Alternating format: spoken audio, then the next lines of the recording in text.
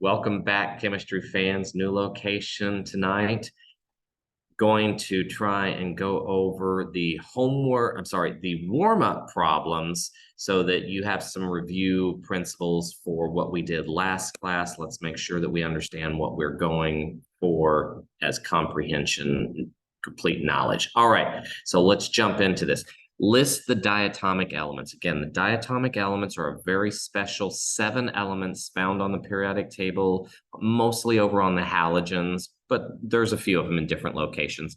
And what diatomic means, di in this case, means that it has 2 atoms, meaning that what we're looking at is some material that has 2 atoms stuck together. All the other atoms on the periodic table are all monatomic.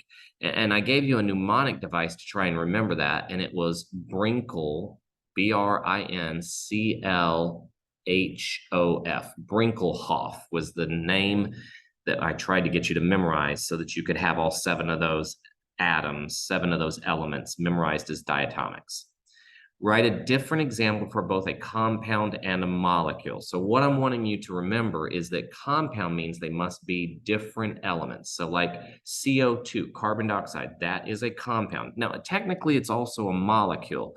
But what I want you to distinguish then is to go with a molecule such as like oxygen, one of the Brinkelhof elements. So oxygen is guaranteed to be a molecule, but oxygen is not a compound. CO2 is both a molecule and a compound.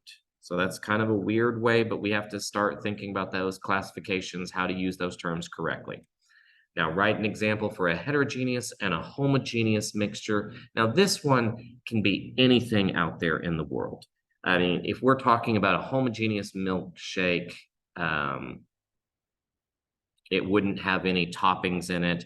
It wouldn't have whipped cream on the top. It wouldn't have any flavors added to it that stand out, such as like the chocolate chunk cappuccino crunch or something like that from Starbucks or something, where you can actually pick them out. It would just be a plain old vanilla chocolate strawberry milkshake, something that is pure throughout. So that's homogeneous. Heterogeneous, however, would be just the opposite. So what if we had like another good one. A soda would be also, because in a soda, there's a mixture of carbon dioxide, water, flavors, sugar, additives, and those things. Heterogeneous, though, well, what we're talking there is if you had maybe such as an orange juice, the one that has pulp in it.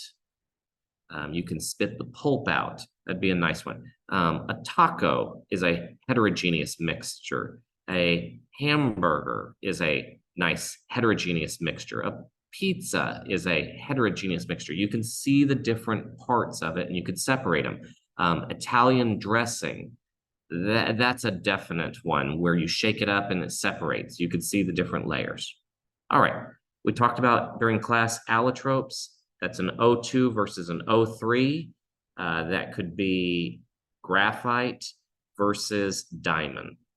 Any of those are allotropes. They are the same element, but just have different numbers of atoms. All right, this is what we talked about last class. Hopefully, most of this is not new to you, but it's familiar to you from what we covered last time. And my laundry is now done. Thank you very much. I will talk to you again soon. Bye-bye.